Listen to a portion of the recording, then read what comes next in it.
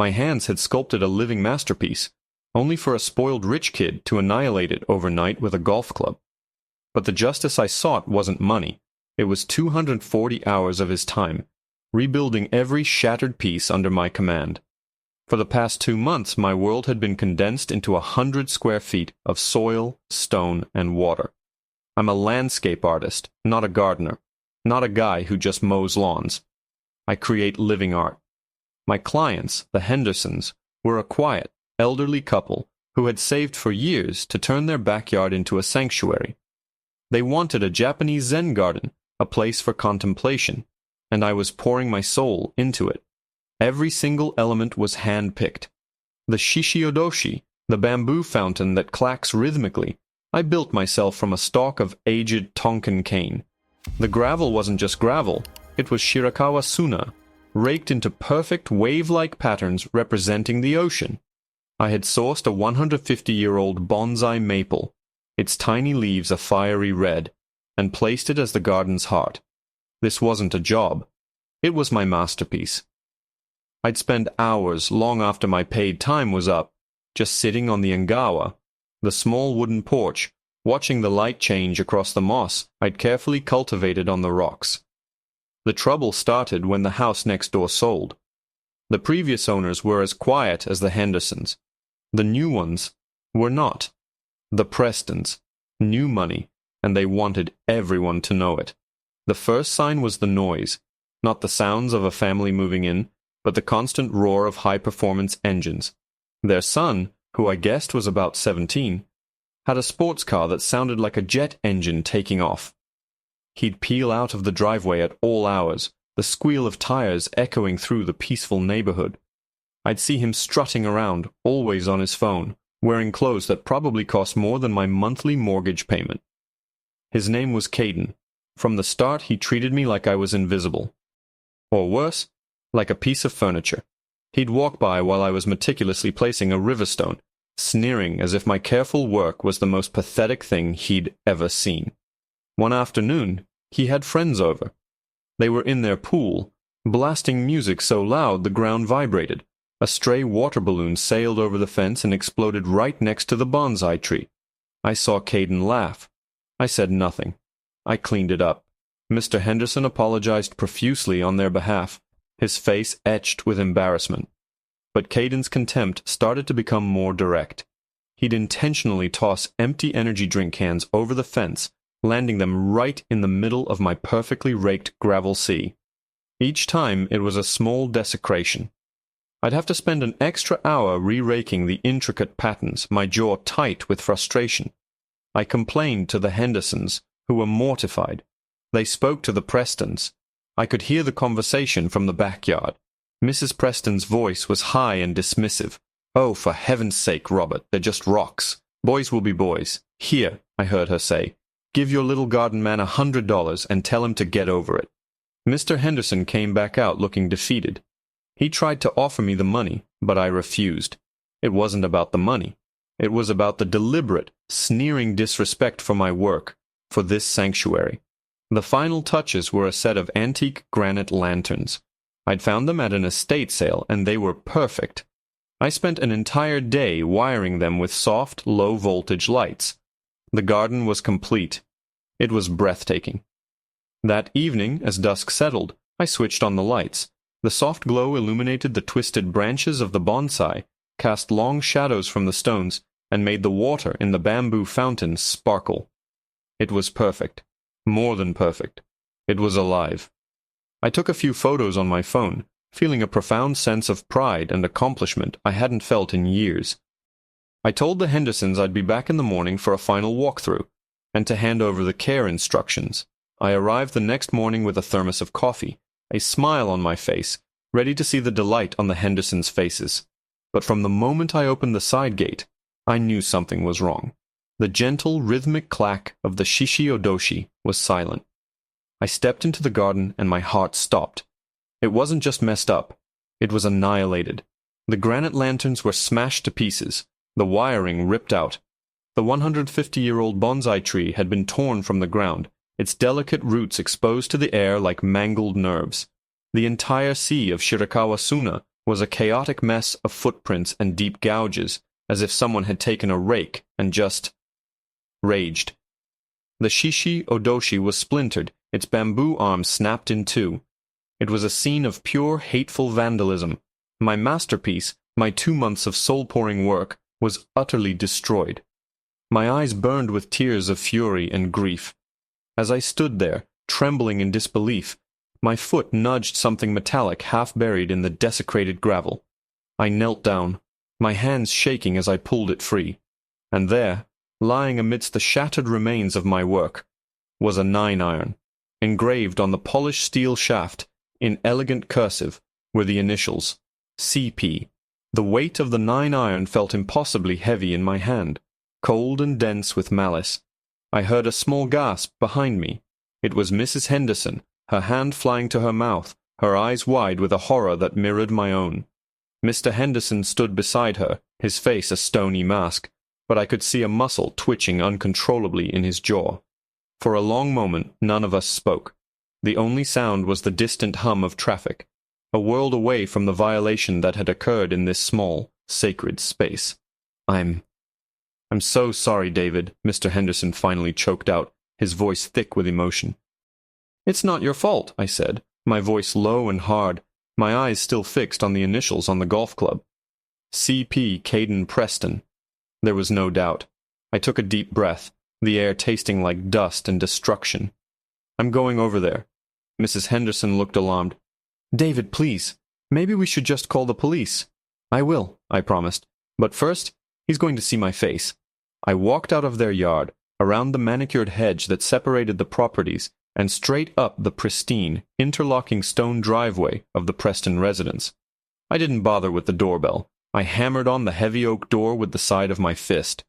After a moment, it was opened by a woman in a silk robe, a phone pressed to her ear. Mrs. Preston. Her perfectly sculpted eyebrows furrowed in annoyance. Can I help you? She stopped when she saw my face, my dirt-stained clothes, and the golf club I held in a white-knuckled grip. Where is he? I asked. My voice didn't tremble. It was flat, cold, steel. I beg your pardon? Who do you think you are? Banging on my door like a... Where is Caden? I repeated, taking a step forward. From behind her, Caden appeared.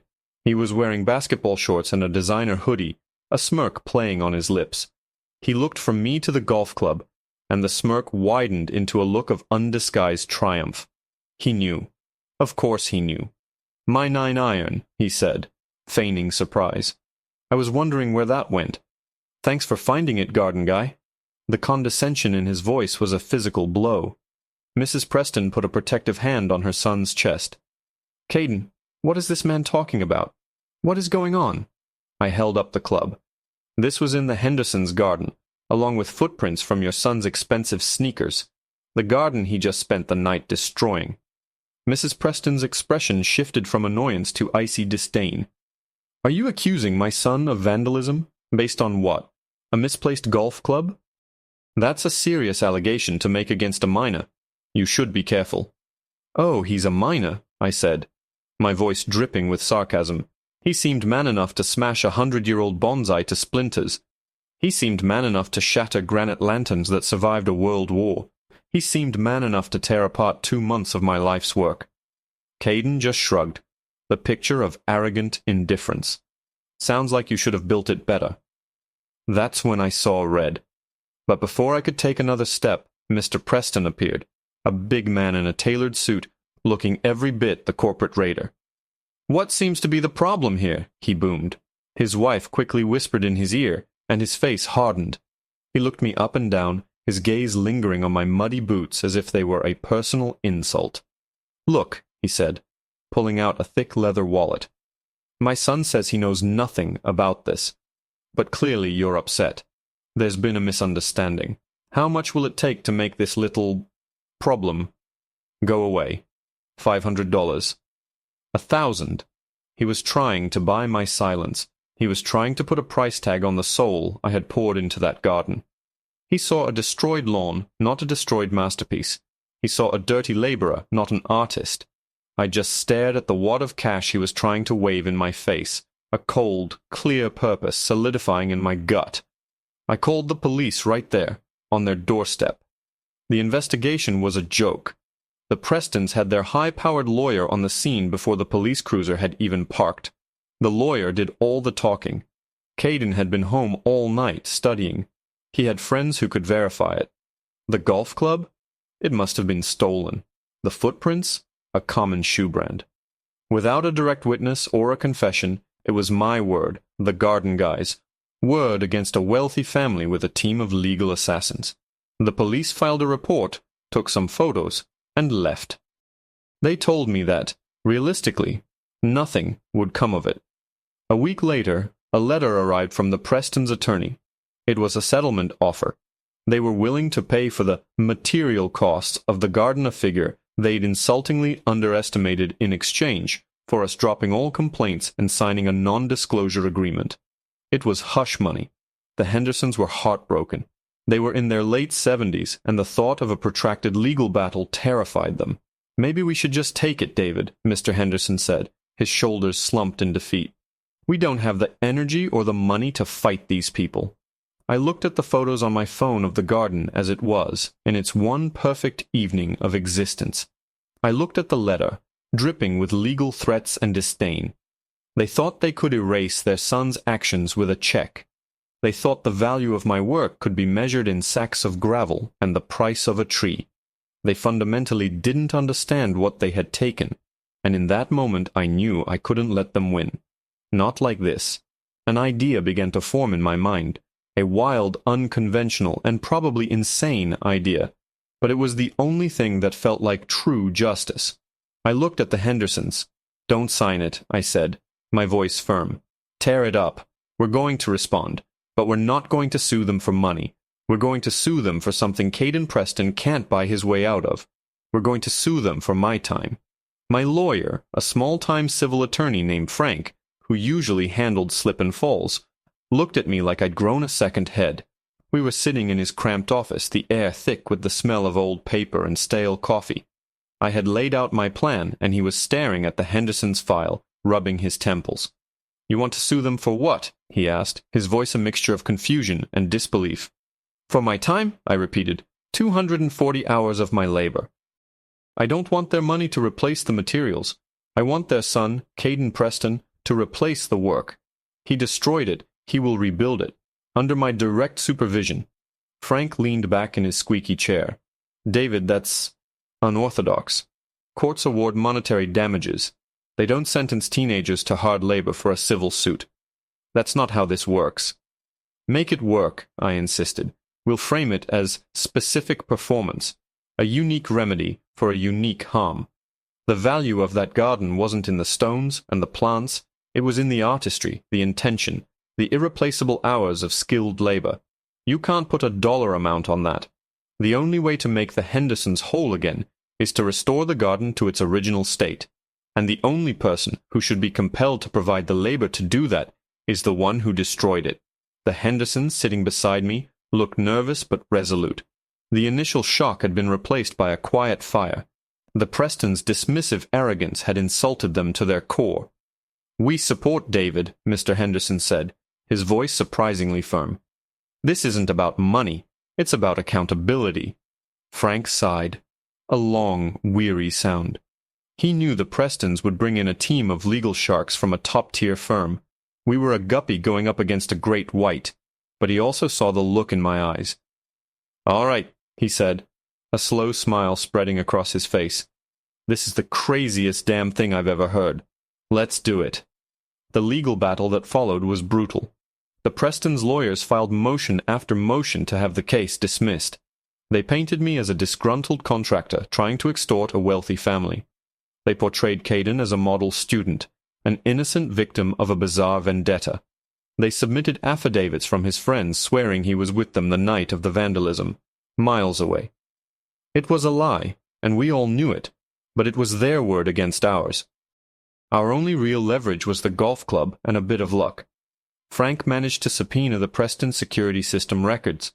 Their lawyer fought it tooth and nail, claiming privacy violations, but the judge allowed it. The footage from their own cameras was damning. It didn't show Caden destroying the garden, but it did show him, clear as day, sneaking out of his house at 1:13 a.m. and returning at 3:47 a.m., clothes smudged with dirt, on the night in question. His alibi crumbled. The preliminary hearing was a scene. The Prestons showed up in clothes that cost more than my truck, Caden standing between them looking bored and annoyed, as if the whole thing was a massive inconvenience. When Frank made our demand, not for money, but for 240 hours of Caden Preston's court-ordered manual labor to rebuild the garden under my supervision, their lawyer literally laughed out loud. "Your Honor, this is absurd," he scoffed. "A frivolous and vindictive request.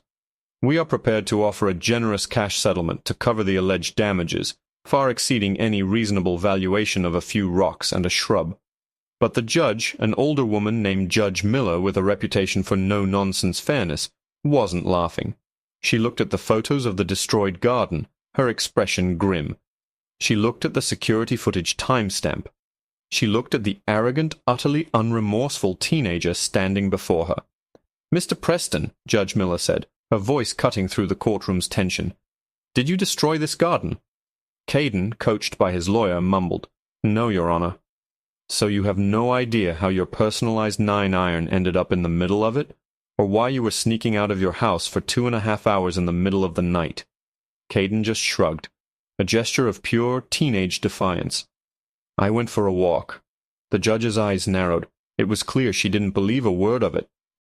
The Prestons' lawyer tried to interject, but she held up a hand, silencing him. She looked from Caden to me, then back again. I could see her weighing the options. A fine would be meaningless to them. A cash settlement would be a victory for them, proof that they could buy their way out of any consequence. She seemed to understand what I understood. For a boy like Caden, the only punishment that would ever matter was one that cost him something he couldn't buy. His time. His pride. "I've heard enough," Judge Miller declared. "While the request is indeed unorthodox, the circumstances are equally so. This wasn't simple vandalism. It was a targeted act of destruction against a work of art and a profound violation against an elderly couple. A monetary award feels insufficient to address the nature of the harm." She paused, and the entire courtroom held its breath. The Prestons' lawyer was already turning red. Caden was starting to look less bored and more panicked. "Therefore," the judge continued, her voice ringing with authority, "I am granting the plaintiff's request. I hereby order Caden Preston to provide 240 hours of manual labor, under the direct supervision of Mr. David Miller, for the complete restoration of the Hendersons' garden. He will show up on time, he will follow every instruction, and he will work until the project is completed to Mr. Miller's satisfaction. And Mr. Preston," she said, looking directly at the furious father, "if your son fails to comply in any way, I will hold you both in contempt of court. This is not a negotiation, it's an order. We are adjourned." For a moment there was stunned silence. Then Mr. Preston exploded, shouting about appeals and incompetence. Caden's face was a mask of pure, unadulterated shock and fury. He looked at me, his eyes burning with a hatred so intense it was almost palpable. He thought this was over. He thought he had won. He was wrong. This wasn't the end. This was the beginning of his real punishment. The first day of his sentence was scheduled for the following Saturday at 8 a.m. sharp.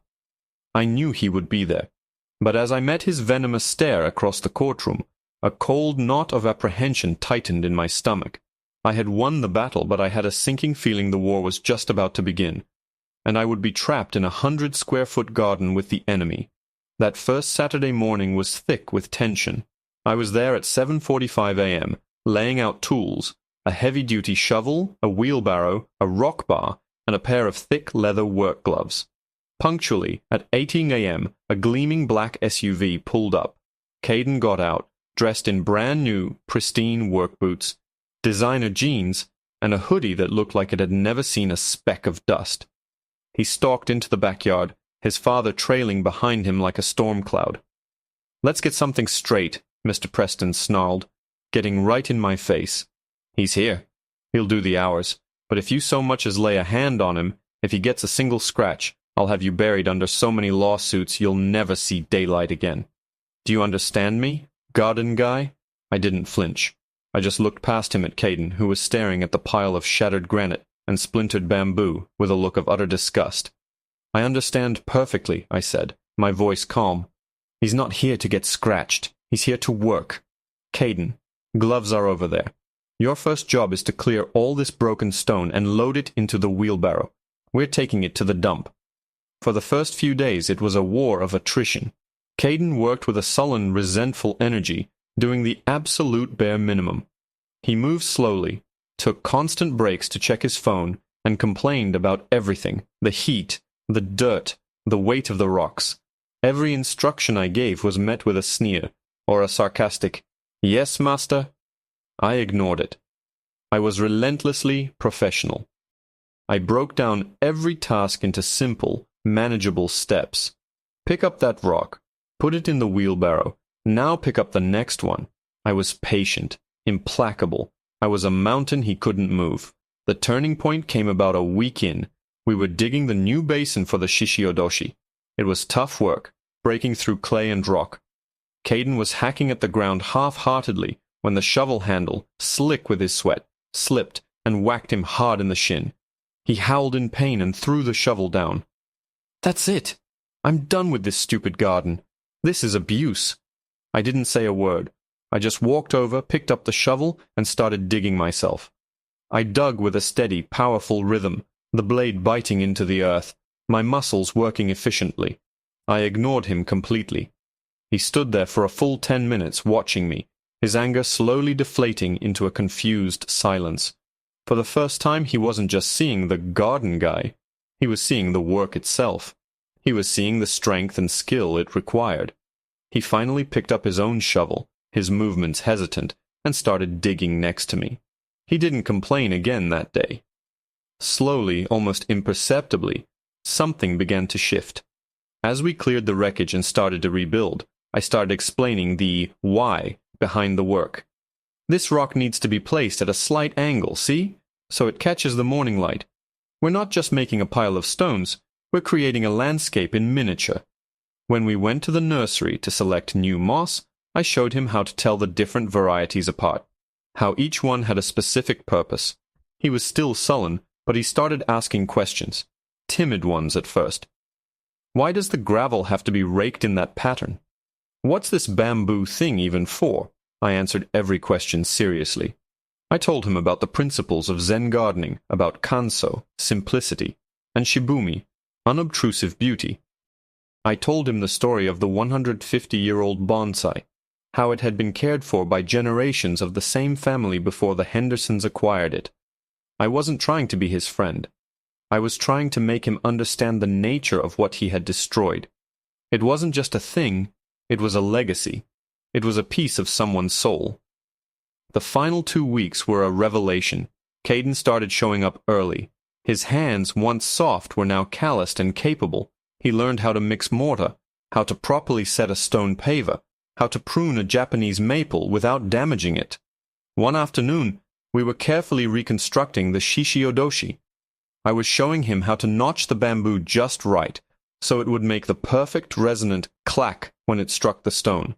He was focused, his brow furrowed in concentration. He made the final cut, we fitted it together, and turned on the water. The bamboo arm slowly filled, tipped, and struck the stone with a clear, perfect sound. Caden looked up, and for the first time I saw a genuine smile on his face.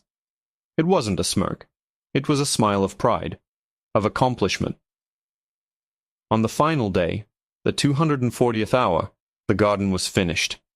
It was an exact replica of the original, yet it felt different, stronger somehow. We stood there together side by side looking at our work. The Hendersons came out, and Mrs. Henderson had tears in her eyes. "It's beautiful, David," she whispered, "even more beautiful than before." Then Caden did something that shocked everyone. He turned to the Hendersons. "I'm sorry," he said, his voice quiet but clear. "I'm truly sorry for what I did. There's no excuse for it." Mr. Preston, who had come to pick him up, stood at the gate, his mouth slightly agape. He had witnessed his son's transformation over the past weeks but had never said a word. Before Caden left, I handed him a small potted plant. It was a young bonsai. a sapling I'd been cultivating. "This is for you," I said. "It'll take a lot of work. Years of it. You have to care for it every single day." He took it, looking at the tiny, delicate leaves. He nodded, unable to speak for a moment. "Thank you," he finally managed to say, looking me right in the eye. It wasn't the resentful glare of a rich kid anymore. It was the steady gaze of a young man who had learned the value of creating something instead of just destroying it. Justice, I realized, wasn't about punishment. It was about restoration. And in rebuilding that garden, we had rebuilt something more important.